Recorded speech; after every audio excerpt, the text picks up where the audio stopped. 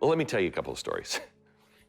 First, story that probably a lot of people have heard, probably the most famous story of St. Nicholas and the legend of him. It's when he's young, he is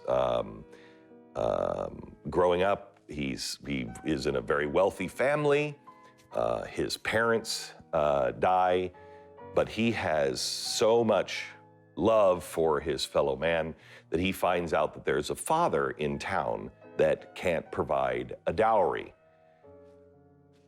I mean, it's so bizarre to think of the world that was, but in that time, if you couldn't give a dowry, if you couldn't pay somebody to take your daughter, she couldn't get married to anybody, so we're gonna have to sell her into prostitution.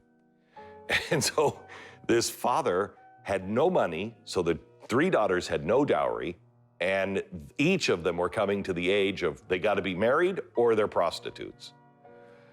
And Dad didn't want to do that.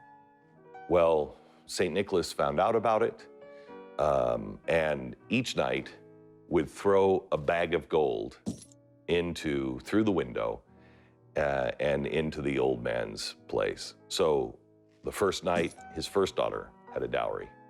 A few weeks later, bag through the window, second one has a dowry. And to save the third one from a life of prostitution, the third.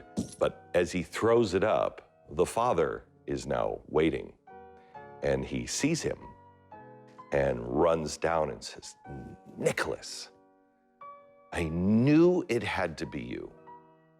And he made the old man promise not to tell anyone, because he said, this deed should only be seen by God and God alone.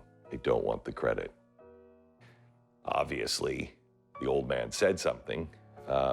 If this story is true, that's why St. Nicholas is first the patron saint of maidens in distress, and also for fruitful marriages.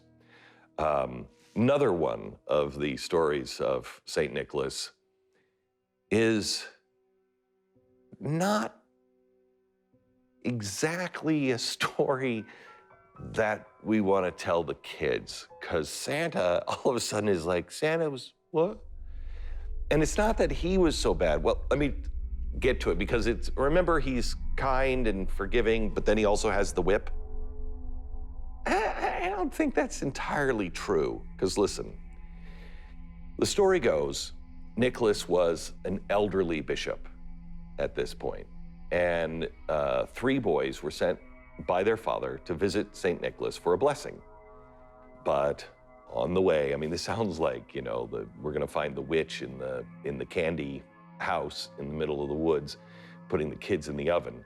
But on the way to visit St. Nicholas, they stayed overnight at an inn, and the innkeeper stole their money, then took the boys and then cut them up and put them in like big stewing pots down in the basement. After cutting them up, he put them in salt tubs, you know, keep the meat from going bad, and was going to make the boys into little meat pies. Who's ready for Christmas yet? Right? Ooh, I feel all warm and cozy. If I could have some hot chocolate, I'm ready to hear more Santa stories. So then Santa comes, St. Nicholas, and he's looking for these boys. And he stops, and he's gonna order some breakfast. And guess what's on the menu? Meat pies. Somehow or another, Nicholas figures out this crime. You know, I don't know, he's like, oh, and one more thing, the boys. He figures it out, and he goes down into the basement, and he finds the boys all cut up. But you will see old engravings of St. Nicholas standing there as the bishop, like this, and the boys are rising out of the meat pie containers. Now, here's why I say this is a crazy story. Remember, he's a good guy, But unless you cross him, then he gets the whip. What's the end of this story? He forgives the innkeeper and tells him, don't do that again. And in fact, blesses the innkeeper in saying, oh, by the way, your barren wife, she's gonna have a baby, and it's gonna be a baby boy. So maybe you can make your own meat pie children. I mean, where's the whip?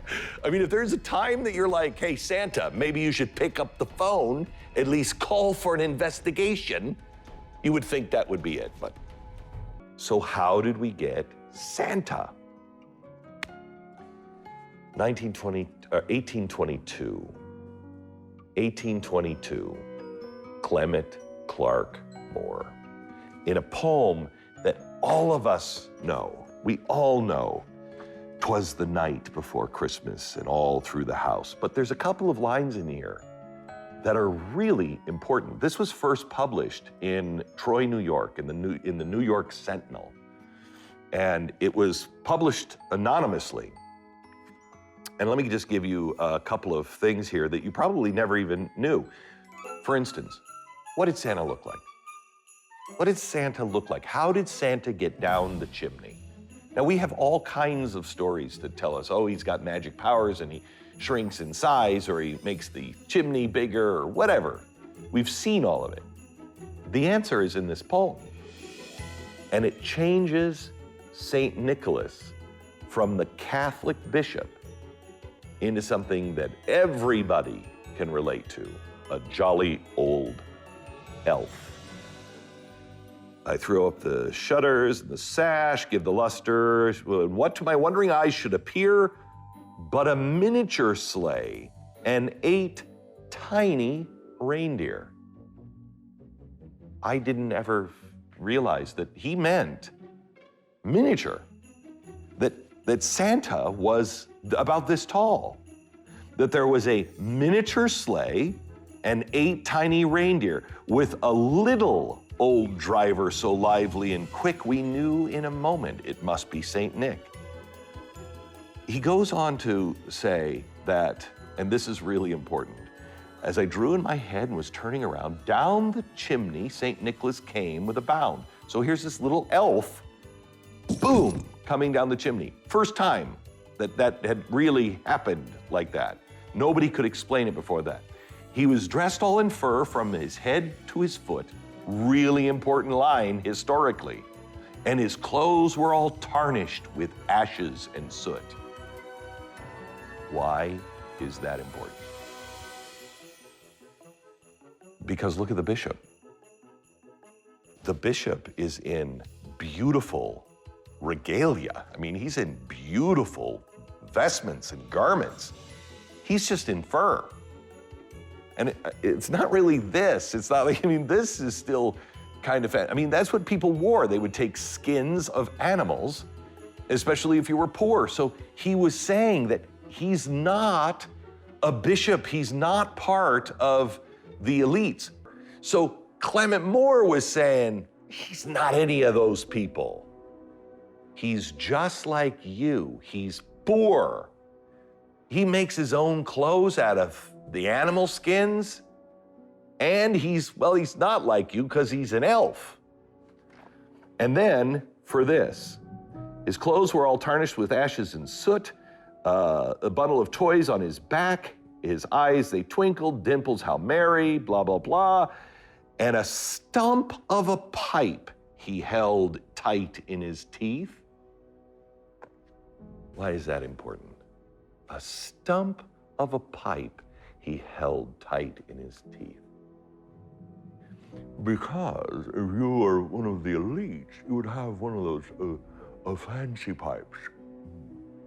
And, oh yeah, and your pipe, your bowl of your pipe would be out here, and that big, long pipe would be.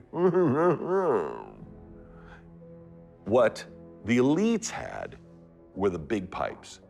But some people were so disgusted by the elites, and I can't imagine this ever. I mean, who would be disgusted by the New York elites? Not a lot has changed, kids. What they would do is The regular people would be so disgusted by those pipes that they would actually break the pipe. They were clay pipes. They'd break that part off, and then they would hold it real close just to say, I ain't any of you fancy pants people. This is the image of Santa Claus. This was the beginning of the Christmas holiday. 'Twas the night before Christmas changed everything.